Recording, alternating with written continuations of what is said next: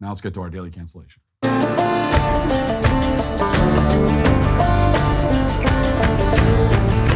Less than 2 years ago, the manager of the Village People reportedly sent a cease and desist letter to Donald Trump's lawyer. The manager, Karen Willis, the wife of one of the group's members, was supposedly upset that Trump had been filmed dancing to Macho Man at Mar-a-Lago. As Rolling Stone reported at the time, quote, "The Village People are once again asking Donald Trump to stop using their music." Now, who knows if that story is true or not? It's in Rolling Stone, so honestly, it's probably completely made up. But just for a moment, for the purpose of this segment anyway, let's pretend that it's accurate. From a practical perspective, the story makes sense. The Village People are basically gay icons by design. They produce gay anthems. And according to MSNBC, Donald Trump wants to throw all the gay people into camps. So how could the Village People possibly tolerate any affiliation or applied affiliation with the Orange Hitler, who wants to imprison and torture all the gay people and every other minority as well? With that in mind, it'd be hard to think of a better illustration of Donald Trump's political comeback than the scene last night at Capital One Arena in Washington, where Trump was holding a victory rally. And after he was done speaking, the Village People themselves got up on stage with him, and this is what that looked like.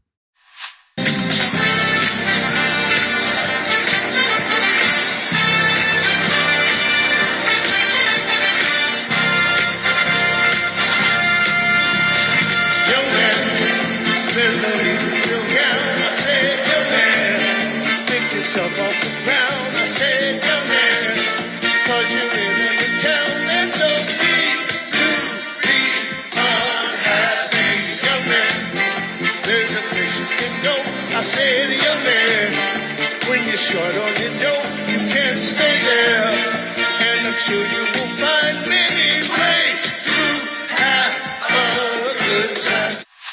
Now, apparently, we're not supposed to read this moment as an endorsement of Donald Trump by the Village People. On Facebook, one of the group's members, the guy who plays the cop, put out a whole statement about this, which is kind of entertaining to read, if only because he clearly wants to pacify the group's more militant fans, because apparently this group has militant fans. But he's not quite sure how to do it. Here's part of it. Quote, "Our performances are not an endorsement of the president-elect's policies. Having said that, we do support that we have a new president now. It wasn't the LGBTQ community that made YMCA great again by pushing the song to #1 for 5 weeks on a Billboard chart. 5 weeks at #1. It wasn't the African-American community that did that either. Janet Jackson has a song that says, 'I know you may have done some things for me in the past, but what have you done for me lately?' Well, one man has done a lot for the Village People lately. His name is Donald Trump."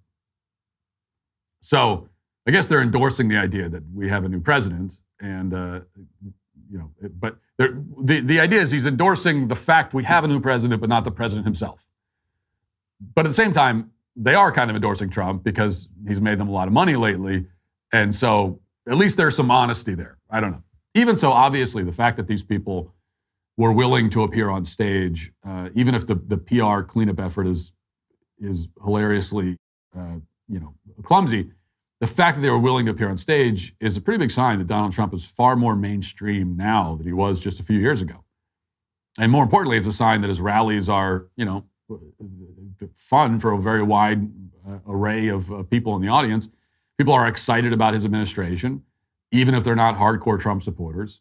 And that's why yesterday's rally produced this image, which will probably appear in history books at some point in the future, if people still read books in the future. That's what it looks like. It's the perfect image for demonstrating how badly Democrats have played their political hand. They have managed to lose the Village People.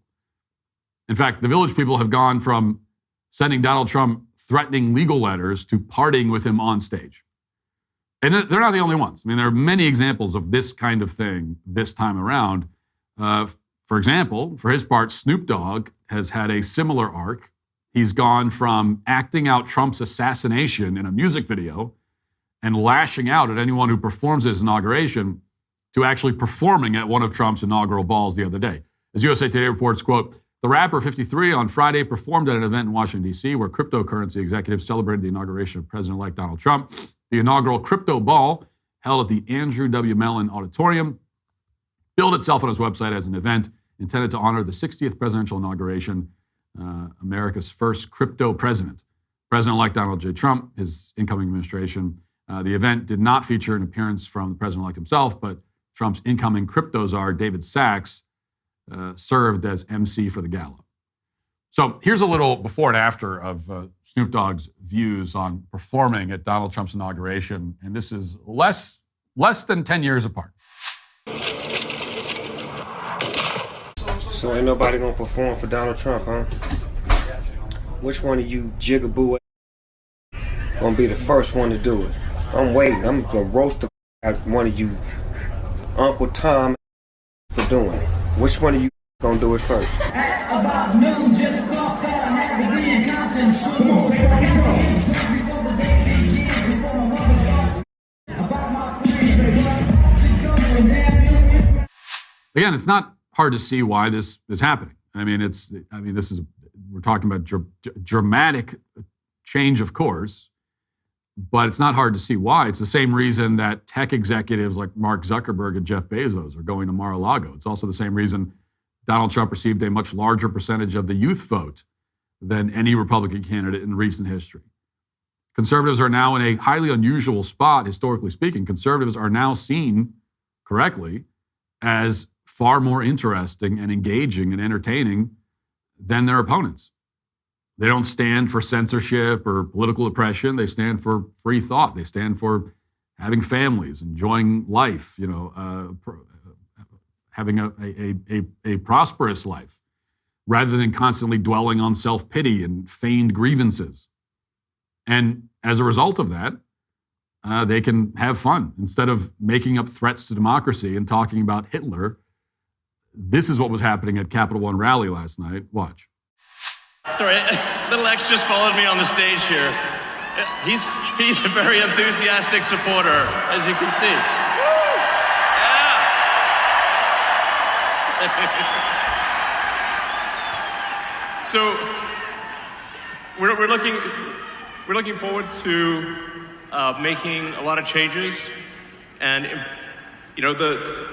this victory is the start, really. So the Republican Party is succeeding right now in some respects because of moments like this. Democrats resent happiness. They certainly resent children, and Republicans don't. There's evidence that at some level, Democrat voters understand this. Over at CNN, for example, they just ran this report, quote, in the wake of the 2024 election, most supporters of the Democrat Party say that it needs to make significant changes and that they feel burned out by politics. According to a new CNN poll, the party faces its lowest ratings in more than 30 years.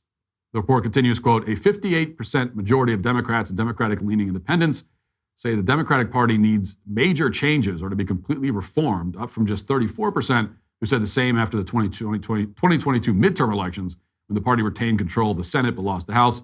Over that time, the share of Republicans and Republican leaners who feel the same about the GOP has ticked downward from 38% to 28%. Now, one reason for these numbers is that there's apparently a very real sense among Democrats that their elected representatives are useless. They spend all their time regulating speech and jailing their political enemies, even as inflation spirals out of control and people's lives get noticeably worse. Quote, only 49% of Democratic-aligned adults say they expect their party's congressional representatives to be even somewhat effective at resisting GOP policies, while more than 9 in 10 Republican-aligned adults expect their party's congressional representatives, who now control both chambers of Congress, to be at least somewhat effective at passing new laws to enact their agenda. That's a pretty stark difference. Less than half of Democrats think their elected officials are going to do anything productive, while 90% of Republican voters think their officials will be productive. Now, of course, that doesn't mean that Republican politicians will be productive. It doesn't mean that they'll actually accomplish anything over the next 4 years, and that remains to be seen, but there's at least some hope and optimism in that direction. Instead, what these figures demonstrate is the same thing we saw at the inauguration parties this weekend, which is that the Democrat Party is in shambles and the Republican Party is mainstream for the first time in decades. In modern history, there has never been a time to be more optimistic about the future of the conservative movement. Right now, millions of people are inspired, even the village people of all people. Meanwhile, over on the Democrat Party, they're seething, and they're scrambling to pick up the pieces. And that is why, in a very real sense, the increasingly unpopular and despondent Democratic Party is today, though certainly not permanently, at least for now, canceled. That'll do it for the show today. Thanks for watching. Thanks for listening. Talk to you tomorrow. Have a great day. Godspeed.